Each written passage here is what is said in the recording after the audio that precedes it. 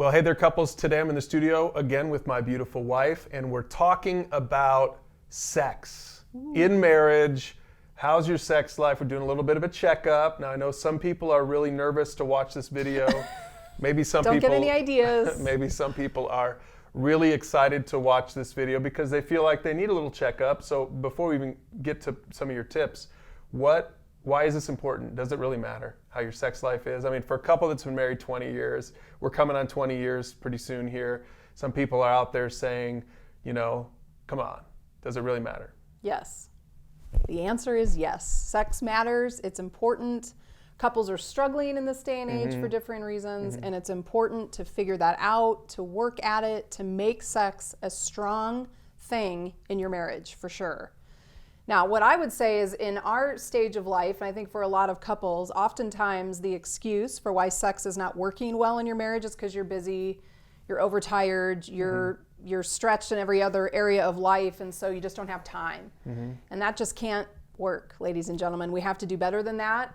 God expects more than that. Okay, so walk us through. We've got a few tips for you. Again, we'll have questions below so that you can talk about this with your spouse or with your couples group or a marriage mentor. You've got a few insights for us. Walk us through the first one. Well, I think the first thing is we have to start with the right mindset, that sex is both a gift and a command from God, that God designed marriage, and it's actually the coming together and becoming one. That's what sex is about. So it's not by accident that sex is supposed to be a centerpiece of a marriage. And so we need to get back to that, and we need to understand what that is. So in fact, from Genesis 2, we get kind of God's plan for that. Yeah, let me read that real quick. It says, "At last, Adam exclaimed, this one is bone from my bone and flesh from my flesh," talking about Eve. "She will be called woman because she was taken from man." And then here's the most important part. "This explains why a man leaves his father and mother and is joined to his wife, and the two are united into one." So that idea of being united into one, this oneness concept isn't just some philosophical thing. It also is probably talking about the fact that is where the sexual bond is supposed to happen, intimacy. Yes, because there's nothing more intimate people can share than to be naked in front of one another, right? I mean, that is the ultimate expression of connection and intimacy. Right. So it needs to become something. If you're struggling with that, and we'll talk some more about it, you need to work through it. The answer can't be, it just doesn't work for us. Okay, so let's just talk about rule books real quick. So this rule book or this playbook for sexuality.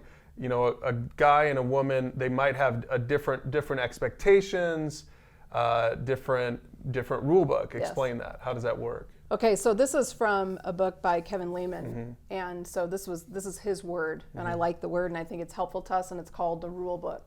So both couples, when you come into a marriage, you have a rule book that was informed by your family of origin, the way you saw your parents interface with one another, if they were affectionate, if they were kind of cold, if sex was taboo, then of course into your own sexual experiences in terms of if there's any abuse in your background, that would certainly shape your view of sex and the rule book that you live by. If you've had sexual encounters in the past, and so you bring the baggage of that, the shame of that into your marriage, all of those things create your view of sex and how you view it. So then you come into marriage and you have two people with separate rule books. A healthy couple is going to rewrite the rule book to be one rule book that they share and decide together how sex needs to work. Understand where you're coming from, what your experiences have taught you, what mine have taught me. Now, how do we put that together? How do we form expectations for sex together? How do we view that as a couple? What's safe for each of us that works for us as a couple? Yeah, I guess for us, I'll be honest right here, when we first got married, my expectation is that we were going to have sex at least every day, maybe twice a day. And that was not your expectation. Obviously, we come into marriage and now we both have expectations. So that's why communication is so important. Yes. That's why we're having this conversation, so that you can talk about it. If you've never talked about it, you need to talk about it. It's good to have the conversation. Yes.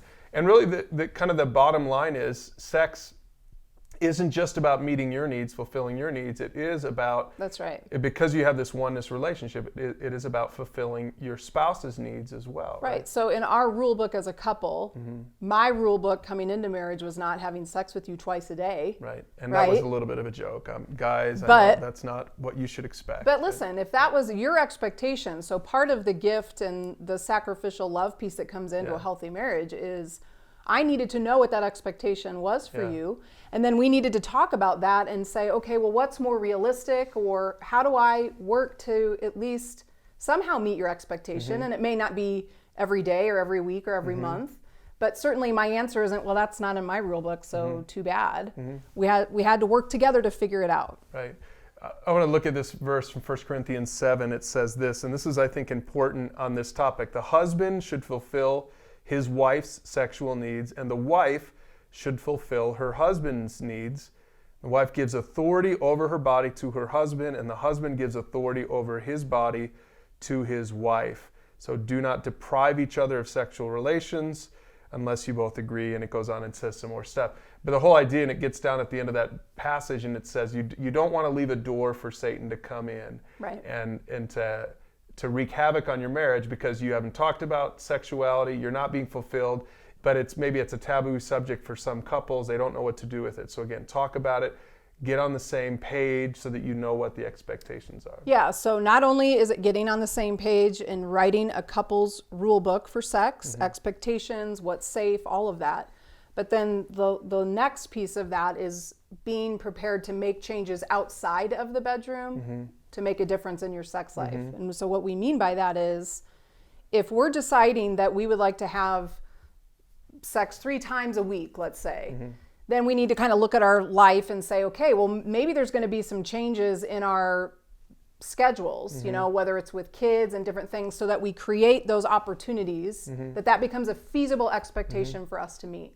So I think as couples, it's going to be important for you guys to talk about what are the things that happen outside of the bedroom in our family life, in our schedules, that give us reasons to make excuses for why sex isn't a priority. And make some changes there where you need to make changes, or to have your date nights, or to have the times where you're not going to bed at 10:30 exhausted and then neither of you are interested. Set up the bedroom to be a place where sex becomes something that you're ready for and primed for versus just another thing that's on the list. So you're going to need to change your priorities. Yeah. So couples, how is your sex life in marriage? That's a great question. Use our recommended questions below to have this conversation with your spouse. Like I said, maybe you want to bring a marriage mentor into it if you feel like you need some help. And then hopefully it will get you both on the same page and having just a great, fulfilling sex life.